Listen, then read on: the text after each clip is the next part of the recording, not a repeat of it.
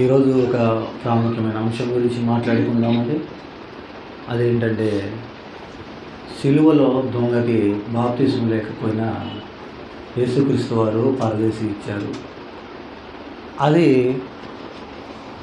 ఆ వాక్యాన్ని బేస్ చేసుకుని చాలామంది బాప్తిసం లేకపోయినా పరలోకం వెళ్ళొచ్చని, మరికొంతమంది నీతిగా యథార్థంగా ఉంటే బాప్తిసం లేకపోయినా సరే పరలోకం వెళ్ళొచ్చని ఎవరికి తోచినట్టు వాళ్ళు చెబుతూ ఉన్నారు. కొంతమంది చివరిలో తీసుకోవచ్చులే, చివరిలో దాకా ఉందాంలే, సిలువలో దొంగకు బాప్తిసం ఉందా, నాకు లేకపోతే ఏముంది అని చాలామంది వాక్యాన్ని వక్రీకరిస్తూ వ్యంగ్యంగా మాట్లాడే వాళ్ళు కూడా చాలామంది ఉన్నారండి. లేఖనం మనకి ముఖ్య ఆధారం. ఎందుకంటే దేవుడు తన గ్రంథంలో రాసి ఉంచారు. ఎవరెవరు ఎలా బ్రతికారు, ఎవరెవరు ఎలా వెళ్ళారు, ఎవరెవరి జీవితాలు ఎలా ఉండేవారు. ఈ వాక్యాన్ని బేస్ చేసుకొనే మాట్లాడాలండి. ఎవరు కూడా తమ సొంత జ్ఞానంతోనూ సొంత మాటలతోనూ మాట్లాడకూడదు. గ్రంథం ఉంది కాబట్టి ఆ గ్రంథంలో దేవుడు ఏం రాయించాడో తొంగి చూడాలి. ఈరోజు ఆ యొక్క అంశం గురించి మనం వాక్యంలోకి వెళ్ళి ప్రతి ఒక్క విషయాన్ని క్లుప్తంగా పరిశీలిద్దామండి.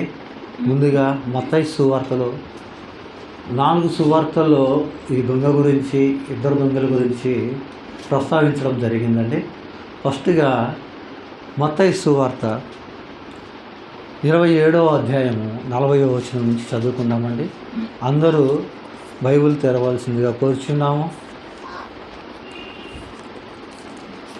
మత్తయి సువార్త 27వ అధ్యాయము 40వ వచనం నుంచి. దేవాలయమున పడగొట్టి 3 దినములలో కట్టువాడా, నిన్ను నీవే రక్షించుకొనుము. నీవు దేవుని కుమారుడు అయితే శిలువ మీద నుండి దిగుమని చెప్పుచు ఆయనను దూషించిరి. అలాగే శాస్త్రులను, పెద్దలను, ప్రధాన యాజకులను కూడా ఆయన అపహసించుచు, వీడు ఇతరులను రక్షించెను, తను తానే రక్షించుకొనలేడు, ఇశ్రాయేలు రాజు కదా, ఇప్పుడు శిలువ మీద నుండి దిగిన ఎడల వాని నమ్ముదుము. వాడు దేవుని యందు విశ్వాసం ఉంచెను, నేను దేవుని కుమారుడని చెప్పిన గనుక ఆయనకిష్టుడైతే ఆయన ఇప్పుడే దాన్ని పంపించినని చెప్పిరి. ఆయనతో కూడా సిలువ వేయబడిన బందిపోడు దొంగలను అలాగే అను నిందించిరి. చాలండి, చూసారా? ఈరోజు చాలామంది మతోన్మాదులు ఏం మాట్లాడుతున్నారంటే 3 మేకులు తీసుకోలేని వాడు మనల్ని ఎలా రక్షిస్తాడు అని ఈరోజు మాట్లాడుతున్నారు. కానీ ఇది ఎప్పుడు మాట్లాడింది? 2000 సంవత్సరాల క్రితమే క్రీస్తును సిలువ వేసినప్పుడు శాస్త్రులు, పరిసయ్యులు మాట్లాడిన మాటలండి. ఇప్పుడు కాదు, 2000 సంవత్సరాల క్రితమే యేసుక్రీస్తును సిలువ వేసినప్పుడు చెప్పిన మాటలు. ఏమంటున్నారు? నువ్వు దేవుని కుమారుడు అంటున్నావు, నువ్వు రక్షకుడు అంటున్నావు, వచ్చిన మెస్సయ్య అంటున్నావు, నిన్ను సిలువేసాం కదా, నువ్వు కాపాడుకో, నిన్ను నువ్వు రక్షించుకో అని అప్పుడే చెప్పానండి, అప్పుడే అన్నారు. కానీ యేసుక్రీస్తు వారు కూడా ఏం మాట్లాడలేదండి. యేసుక్రీస్తు వారు ఎంతోమంది అపహసించారు. ఈరోజు మీడియాలో చూసినట్లయితే చాలామంది అపహాస్యం చేస్తున్నారు క్రీస్తు సిలువని, క్రీస్తు త్యాగాన్ని. దాన్ని బేస్ చేసుకొని కొంతమంది మనవాళ్ళు ఎలా ఉన్నారంటే ఉగ్రులై ఏదేదో మాట్లాడుతున్నారు, ఏదేదో చెబుతున్నారు. ఎప్పుడు కూడా అండి వాక్యం మనం సమాధానంగా చెప్పాలి. హేతువడుగు ప్రతివానికి సాత్వికంతో సమాధానం చెప్పాలి. వాడు వింటే రక్షణ పొందుతాడు, వినకపోతే దేవుడికి అప్పగించడమే. అంతేగాని మనము ఏదేదో మాట్లాడేయకూడదండి. మన తండ్రి మంచివాడు కాదని ఎవరైనా చెప్పినప్పుడు మన తండ్రి ఎందుకు మంచివాడి కాదో నిరూపించుకోవాలి. అంతేగాని వ్యతిరేకంగా మీ తమ్ముడు మీ తండ్రి మంచివాడు కాదని చెప్పకూడదండి. అది క్రీస్తు తత్వం కాదు. మీ గ్రంథాలు తప్పు, ఆ గ్రంథాలు తప్పు అని చాలామంది వెళ్తున్నారు. అలా చేయడం చాలా రాంగ్ అండి. యేసుక్రీస్తు వారిని స్వయంగా ఆయన్ని ఎదురుగానే అన్నారు, నువ్వు దేవుని కుమారుడైతే నువ్వు రక్షించుకో, నువ్వు సిలువ వేయబడ్డావు కదా, నీ తండ్రి నీ ప్రార్థన వింటే ఆయన రక్షిస్తాడు కదా, ప్రార్థన చేయి, మేము నమ్ముతాము, మేము విశ్వసిస్తామని హేళన చేశాడు. అప్పుడే యేసుక్రీస్తు వారు ఏం చెప్పలేదు, సమాధానం ఏం చెప్పాడో తర్వాత భాగంలో విందామండి. అంతేకాకుండా బందిపోడు దొంగలండి, ఇక్కడ బందిపోడు దొంగలు ఎలా ఉన్నారంటే వాళ్ళతో పాటు కూడా అపహాస్యం చేశారు. ఇద్దరు దొంగలు ఎలా చేశారంటే, అయ్యా క్రీస్తు నువ్వు రక్షించుకొని మమ్మల్ని కూడా రక్షించమని హేళన చేశారండి క్రీస్తు వారిని. వాళ్ళు కూడా ఆలోచించుకోవాల్సింది పోయి వాళ్ళు కూడా హేళన చేశారండి. అది హేళన చేసిన విధానం చూసినట్టయితే చాలా బాధాకరమైనండి, చాలా బాధాకరం. దొంగలు ఇద్దరు కూడా వాళ్ళతో చేరి సిలువలో ఉన్నామే, బాధలో ఉన్నామనే విషయం మర్చిపోయి కూడా క్రీస్తు వారిని హేళన చేశారండి. ఇది ఒక సందర్భాన్ని లూకా గారు ప్రస్తావించారండి. లూకా సువార్త 23వ అధ్యాయము 36వ వచనం అండి.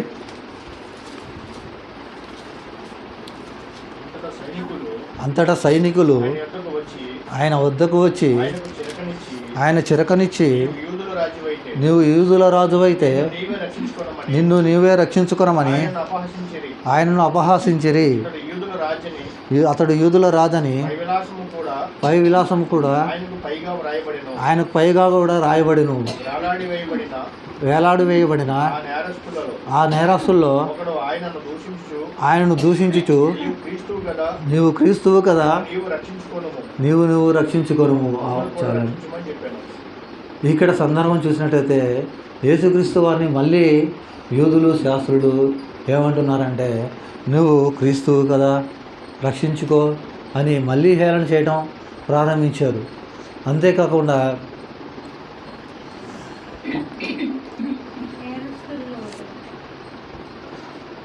33వ వచనం ఒకసారి చదువుదామండి. వారు కపాలమనబడిన స్థలమునకు వచ్చినప్పుడు అక్కడ కుడివైపున ఒకని ఎడమవైపున ఒకని ఆ నేరస్తులను ఆయనతో కూడా సిలువ వేసిరి. యేసు, తండ్రి వీరేమి చేయుచున్నారో వీరెరుగరు కనుక వీరు క్షమించమని చెప్పాను. ఏమండి, అపహాస్యం చేస్తున్న వారిని యేసుక్రీస్తు వారు ఏమంటున్నారంటే, తండ్రి మీరేం చేస్తున్నారో వీరు తెలియదని చెప్తున్నారండి. శిలువ మీద కూడా దేవుని యొక్క దయ ఎలా ఉంది? క్షమించే విధంగా ఉంది, శిక్షించే విధంగా లేదు. ఆయన నిరూపించుకోలేడా శిలువ ఎక్కకుండా? కానీ మన పాపముల నిమిత్తము ఆయన మరణించబడ్డాడండి.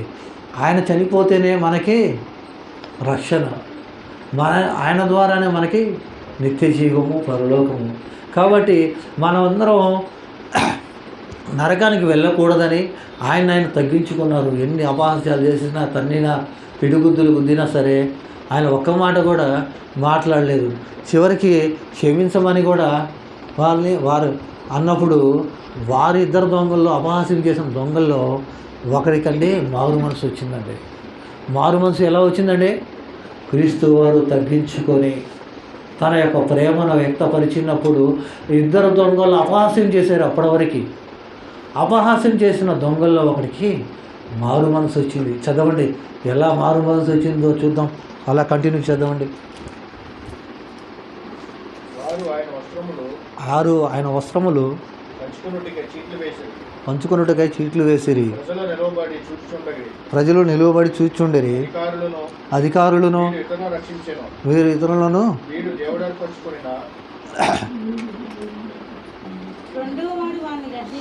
రెండోవాడు వాని గద్దించి, నీవు అయితే శిక్షా విధిలో ఉన్నావు గనక దేవునికి భయపడవా? మనకైతే ఇది న్యాయమే. మనము చేసిన వాటికి తగిన ఫలము పొందుచున్నాము, కానీ ఈయన ఏ తప్పిదం చేయలేదని చెప్పి ఆయనను చూచి, యేసు నీవు నీ రాజ్యంలోనికి వచ్చినప్పుడు నన్ను జ్ఞాపకం చేసుకోమని చెప్పినేమో. చూడండి, ఇంతవరకు ఏం జరిగిందండి? ఇందాక వరకు ఇద్దరు సిలువలో ఉండి క్రీస్తును అపహాస్యం చేశారు. శాస్త్రులు, పరిసయ్యులు ఎలా అయితే మాట్లాడారో వీళ్ళు కూడా అలానే మాట్లాడారు. కానీ ఎప్పుడైతే యేసుక్రీస్తు వారు క్షమించమని దేవుణ్ణి వేడుకున్నారో ఆయన ప్రేమతత్వం ఒక దొంగని మార్చేసిందండి. మనం బోధ ఉప్పు వేసినట్లు ఉండాలండి. మన మాటలు ఎదుటి వ్యక్తిని మార్చే విధంగా ఉండాలి. క్రీస్తు వేదికి అనేకులు లేస్తారనే లేఖనం ఉంది. అనేకులు లెగుస్తారు, అనేకులు మనల్ని హింసిస్తారు, చంపుతారు. ఎంతమంది ప్రవక్తలు చనిపోయారండి క్రీస్తు గురించి చెప్పి? అసలు అపోస్తులు హతసాక్షులు అయ్యారు. మనకి ఈరోజు ఏమీ జరగట్లేదు కదా, చర్చిలు కాలబెడుతున్నారు. వారికి సహాయం చేయాలి, తప్పనటం లేదు. కానీ విచ్చలవిడిగా నోరేసుకోవడం, విచ్చలవిడిగా మాట్లాడటం, నువ్వెంత అంటే నువ్వెంత అంటాం, నువ్వు అలా అంటే నువ్వు అలా అంటాం, అది కాదు క్రైస్తవ్యం. దేవుడు క్షమాపణ కలిగి ఉన్నాడు. ఎవరు ఎన్ని మాట్లాడినా సరే వాడు మార్చేటట్టు మనం ప్రార్థన చేయాలి. క్రీస్తు వారు శిలువ మీద నుంచి రాలేరా? క్రీస్తు వారు వారి అన్న మాటలని నిరూపించలేడా? కానీ ఒక ఘట్టం అనేది ఒకటి ఉంది కాబట్టి ఆ ఘట్టాన్ని ముగించేంత వరకు క్రీస్తు వారు మౌనంగా ఉన్నాడు. ఎందుకు? మన పాపముల నిమిత్తము. ఆయన వీరేమి చేయుచున్నారు క్షమించమని అడిగినప్పుడు ఒక దొంగకు పశ్చాత్తాపం వచ్చిందంటే మనం కూడా పశ్చాత్తాపం రావాలండి. దొంగ మారాడు. ఏమంటున్నాడు? అరే మనం చేసిన తప్పుకి ఈ శిక్ష న్యాయమే, మనకిది న్యాయమే. ఎందుకంటే మనం బందిపోడు దొంగలం, మనం అనేకులను దోచుకున్నాము, అనేకులని ఇబ్బంది పెట్టాము. కాబట్టి ఈ శిక్ష మనకు వేశారు కాబట్టి ఇది కరెక్టే. కానీ ఏ శిక్ష లేని వారు ఎవరు? యేసుక్రీస్తు. ఆయన మన కోసం శిలువ వేయబడ్డాడు అని గ్రహించుకొని అప్పుడు ఒక దొంగ మారు మనసు పొంది ఏమంటున్నాడంటే, ఆయనను చూచి యేసు నీవు నీ రాజ్యంతో వచ్చినప్పుడు నన్ను జ్ఞాపకం చేసుకోమని చెప్పాను. చూడండి, జ్ఞాపకం చేసుకోమన్నాడు అంటే దొంగకు తెలిసింది యేసుక్రీస్తు వారు మళ్ళీ వస్తారని, ఆయన రాజ్యం తీసుకొని వస్తాడని దొంగకు అర్థమైపోయింది. దొంగకి ఎలా అర్థమైపోయిందంటే దొంగ కూడా అప్పుడప్పుడు వాక్యములు వినే ఉంటాడు. లేకపోతే రాజ్యం గురించి అంత గొప్పగా ఎలా మాట్లాడగలరు? శాస్త్రులు పరిసయ్యులు బాగా తిని వాక్యాన్ని నిరాకరించి రక్షకుని సిలువేశారు. కానీ మారు మనసు పొందిన ఈ దొంగకి దేవుని ఆత్మ ఎప్పుడైతే తను గర్జించి తనకు లోబడే విధంగా చేసిందో ఆయన అనేక చోట్ల దేవుని వాక్యం వినే ఉంటాడు. లేకపోతే రాజ్యం గురించి ఎలా తెలిసింది? రాజ్యం గురించి వచ్చినప్పుడు నన్ను జ్ఞాపకం చేసుకోమని ఎలా చెప్పగలడు?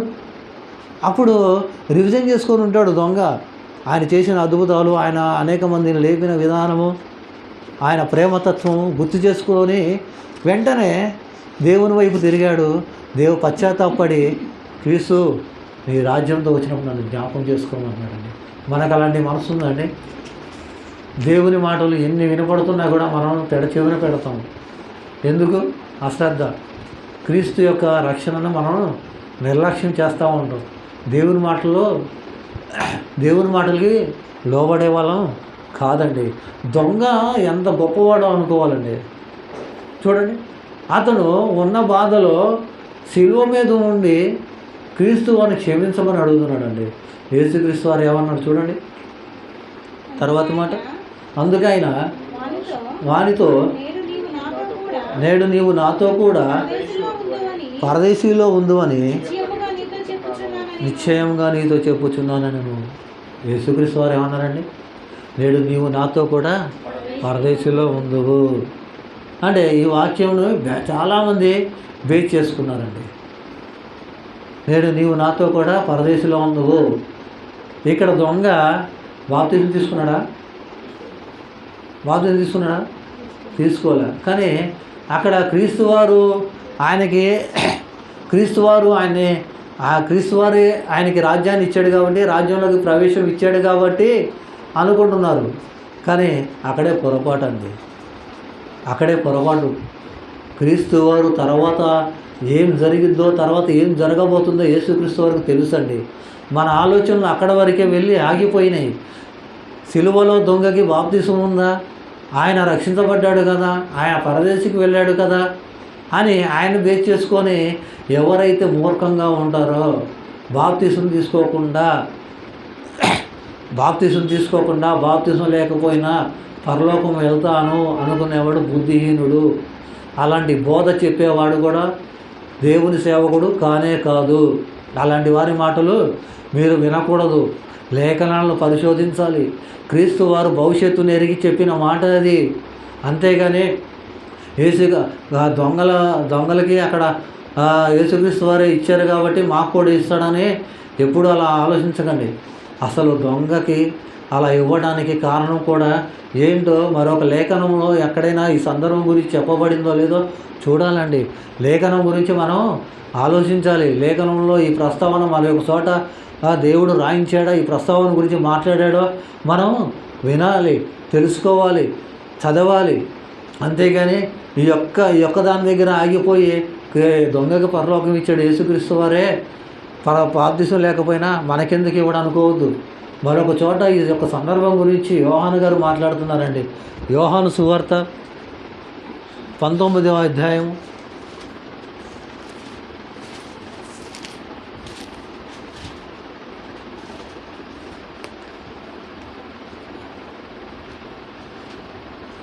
21వ వచనం. 19వ అధ్యాయం యోహాను సువార్త 19వ అధ్యాయం 21వ వచనం. యోహాను సువార్త 19వ అధ్యాయము 31 అమ్మ క్షమించాలి, 31వ వచనం. ఆ దినమున సిద్ధపరచు దినము మరుసటి విశ్రాంతి దినము మహాదినము గనుక ఆ దేహములో విశ్రాంతి దినమున శిలువ మీద ఉండకుండానట్లు వారు కాళ్ళు విరగొట్టించి వారిని తీసివేయించుమని యూదులు పిలాతును అడిగిరి. కాబట్టి సైనికులు వచ్చి ఆయనతో కూడా సిలువ వేయబడిన మొదటి వాని కాళ్ళను రెండవ వాని కాళ్ళను విరగొట్టిరి. ఇక్కడ ఏం జరిగిందంటే ఇద్దరు సిలువ వేయబడ్డారు కదా. యూదుల ఆచార ప్రకారం విశ్రాంతి దినము సబ్బాతు ఎంటర్ అవుతుంది కాబట్టి చనిపోయిన శవము శిలువ మీద ఉండకూడదు. కాబట్టి శవాలని తీయాలని చెప్పి పిలాతు ఆజ్ఞ ఇవ్వగానే శవాలని దించబోయేసరికి ఏమైంది, వాళ్ళు ప్రాణాలతో ఉన్నారు. ప్రాణాలతో ఉన్న వాళ్ళని ఏం చేశారండి, కాళ్ళు చేతులు ఎరగొట్టారండి. బతుకుతారా? ఇంకా బ్రతుకుతారా? అప్పటికే ఉదయం 9 గంటలకు సిలువ వేశారండి దొంగల్ని.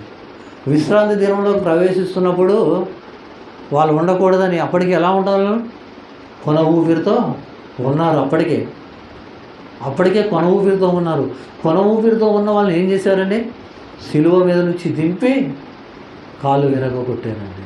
ఇంకా బ్రతుకుతారు వాళ్ళు? వాళ్ళకి బాప్తిసం ఉంటుందా? యూదుల ఆచార ప్రకారం వాళ్ళు సిలువ వేసిన వారిని సిలువ మీద బ్రతికుంటే వారిని కింద దింపైనా ప్రాణం చేస్తారు. అది యూదుల ఆచారం. కాబట్టి వాళ్ళకి రక్షణ, వాళ్ళకి దేవుడు రక్షణ కల్పించాడు యేసుక్రీస్తు వారు. వారికి బాధ్యత తీసుకునే అవకాశం ఉందండి? మనకుంది. దేవుడి మాటలు ఎన్ని విధాలుగా మనకి వస్తున్నాయి. పెడచెవును పెడతాం, వినము.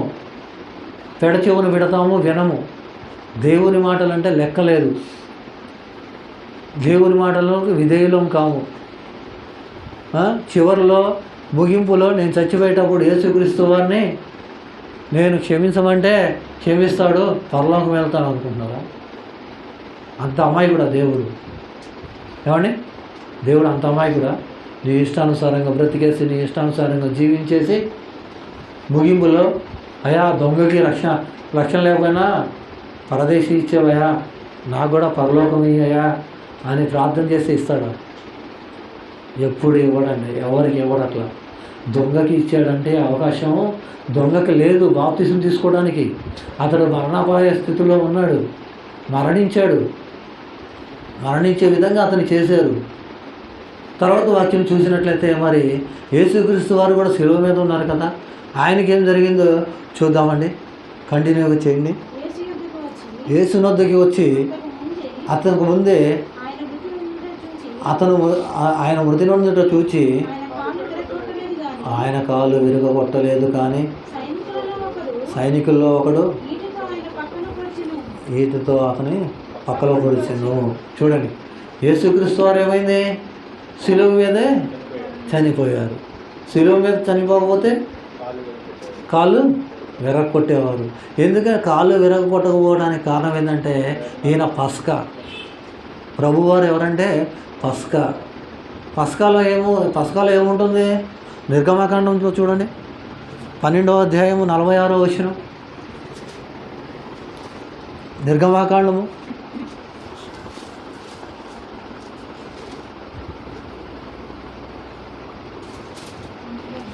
12వ అధ్యాయము 46వ వచనం. మీరు ఒక్క ఇంటిలోనే దాన్ని తినవలెను, దాని మాంసములో కొంచెమైనను ఇంటిలో నుండి బయటకు తీసుకొని పోకూడదు, దానిలో ఒక్క ఎముకైనను మీరు విరవకూడదు.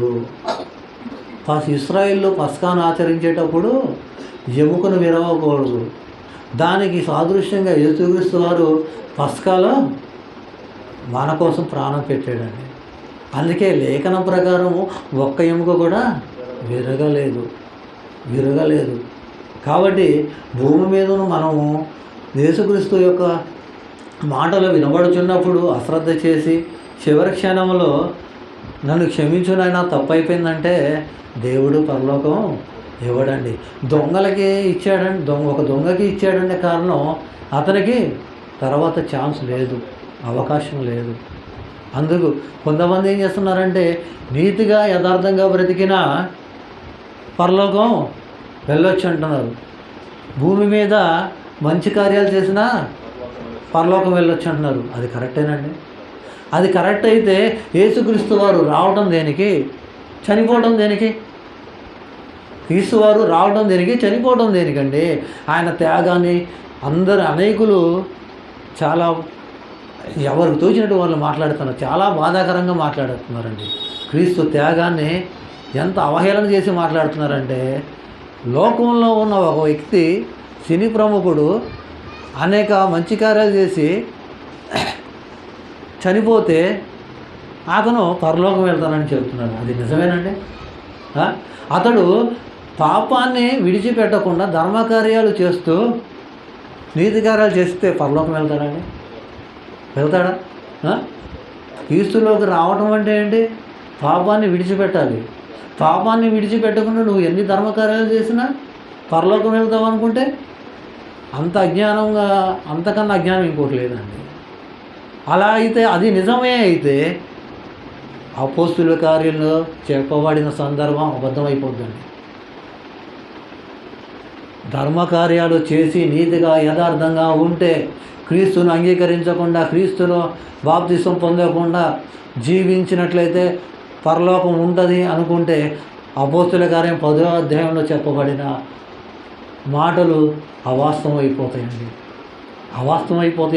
బైబిల్ తప్పైపోద్దండి. ఎవరికి తోచినట్టు వాళ్ళు చెప్పకూడదండి.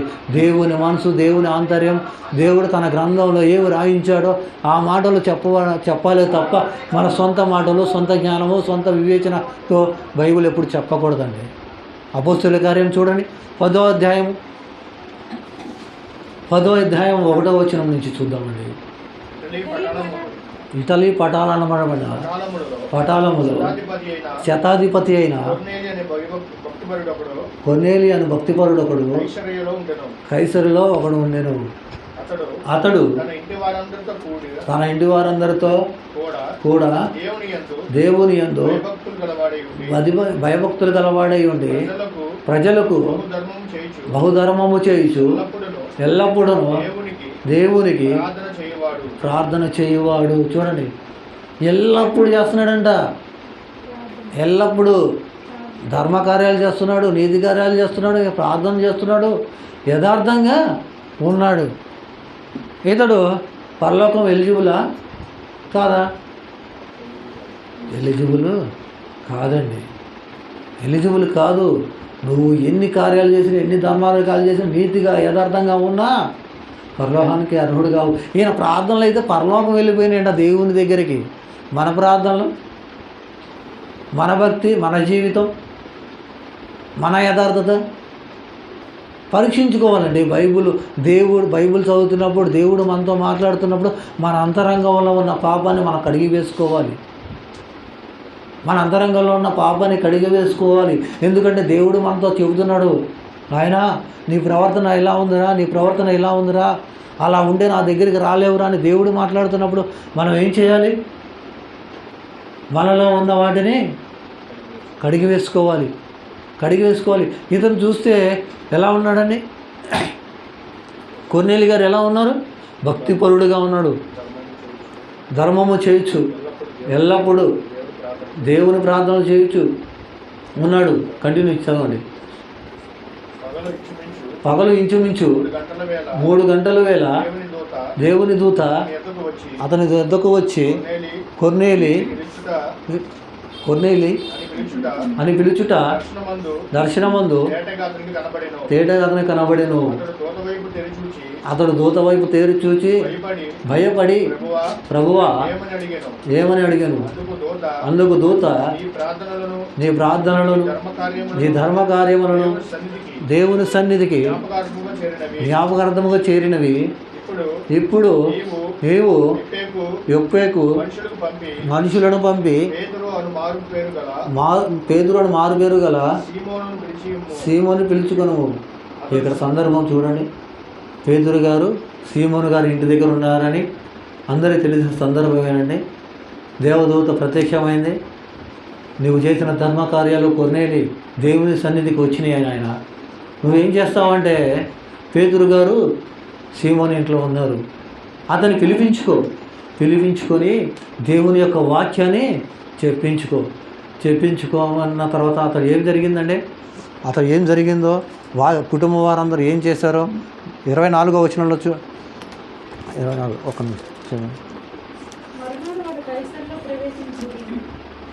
ఓకే.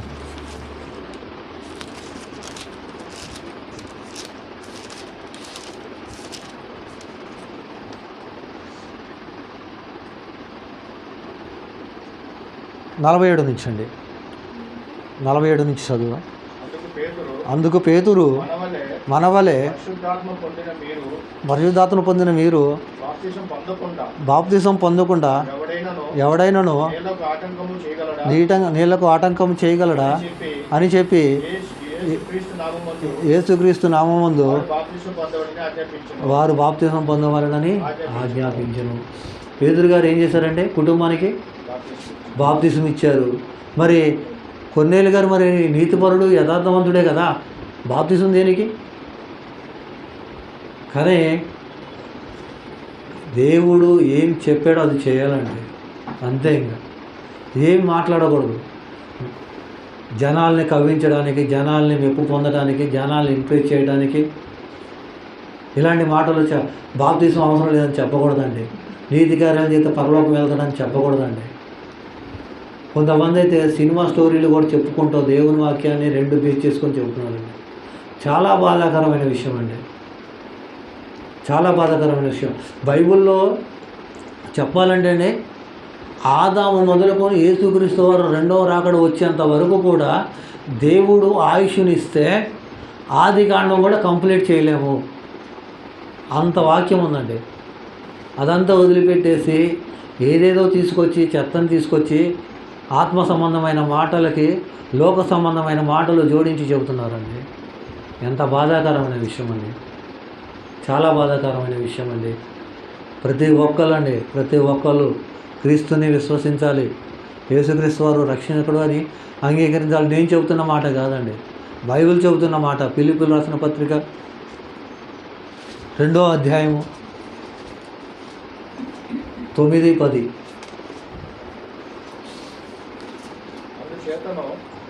అందుచేతను భూలోకమందున్న వారిలో కానీ భూమి కింద ఉన్న వారిలో కానీ ప్రతి వాని మోకాలు యేసు నామమున ఉంగునట్లు ప్రతి వాని నాలుకయు తండ్రి అయిన దేవుని మహిమార్థమై యేసుక్రీస్తు ప్రభువుని ఒప్పుకున్నట్లు దేవుడు ఆయనకు అధికముగా హెచ్చించి ప్రతి నామముకు పై నామమున ఆయనకు అనుగ్రహించును. ప్రతి వాని మోకాలు యేసునామంలో వంగాలండి. ఎందుకంటే యేసుక్రీస్తు వారు ప్రాణం పెట్టింది అందరి కోసం, కొంతమంది కోసమా? అందరి కోసం ప్రాణం పెట్టాడు. అందరి పాపాల నిమిత్తం ఆయన బలి అయ్యాడు. కాబట్టి అందరూ కూడా ప్రతి ఒక్కరు యేసుక్రీస్తు దగ్గరికి రావాలి, తన పాపాలను ఒప్పుకోవాలి, క్రీస్తులో కడగబడాలి, బాప్తిజం తీసుకోవాలి, రక్షణ సువార్తను కొనసాగించుకోవాలి. చాలామంది దేవుడు గొప్పోడండి, యేసుక్రీస్తు వారు గొప్పోడండి, ఏం ఉపయోగం? దెయ్యములు కూడా వణుకుచున్నవి అలా చెబుతూ. క్రీస్తు గురించి చెప్పడం కాదు, ఆయన చెప్పునట్టు నడుచుకోవడం ఆయనకు కావాలి. నేనున్నాను, ఈ యొక్క వర్తమానం చెబుతున్నాను.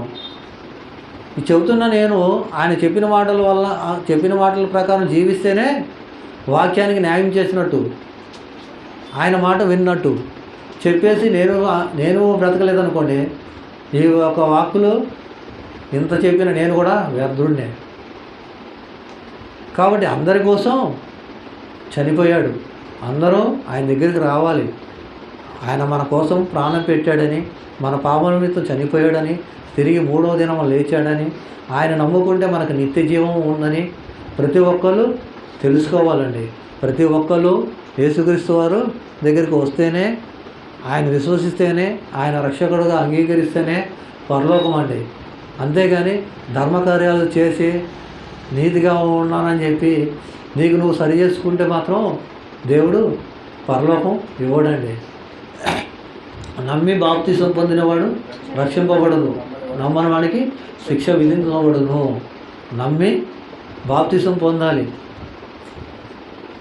నమ్మకుండా నువ్వు ధర్మకార్యాలు చేస్తున్నట్టు, నేను మంచి కార్యాలుగా ఉన్నాను, ఎవరికి ద్రోహం చేయలేదని నువ్వు అనుకున్నా, లేఖనం ప్రకారం నీకైతే నిత్య జీవం లేదు. ఎప్పటికైనా చాలామంది దొంగని ఇంప్రెస్గా తీసుకొని మారు మనసు పొందండి తప్ప, దొంగ గారికి ఇచ్చిన అవకాశాన్ని దేవుడు మనకిస్తాడని ఎవరు కూడా అనుకోవద్దు. దొంగకి అవకాశం లేదు అక్కడ, మనకి అవకాశం ఉంది. దేవుడు కొన్ని లక్షలు ఖర్చు పెట్టి సేవకుల ద్వారా సభలు జరిగిస్తున్నాడు. అనేక మీటింగ్స్ ద్వారా కానీ, కరపత్రాల ద్వారా కానీ, పాంప్లెట్ల ద్వారా కానీ, వాళ్ళ సువార్త ద్వారా కానీ, టీవీలో వర్తమానం ద్వారా కానీ ఎన్నో విధాలుగా నిన్ను రక్షించడానికి శత ప్రయత్నాలు చేస్తున్నాడు. కానీ మనం అశ్రద్ధ చేస్తున్నాం. అశ్రద్ధ చేసేవాడికి చివరిగా దేవుడు ఏం చెప్పాడో ఆ మాటలు చదివి ముగించుకుందామండి. సామెతలు. దేవుడు నాకు పరలోకం ఇస్తాడు, చివరిలో నేను క్షమాపణ అడుక్కుంటాను, బెడ్ మీద ఉండి క్షమాపణ అడుక్కుంటే పరలోకం వస్తుందని అనుకున్న వాళ్ళకి ఈ మాటలు వర్తిస్తాయండి. దేవుని యొక్క వాక్కులను చెవిన పెట్టిన వారికి ఈ యొక్క వాక్కులన్నీ. సామెతల గ్రంథం 1వ అధ్యాయం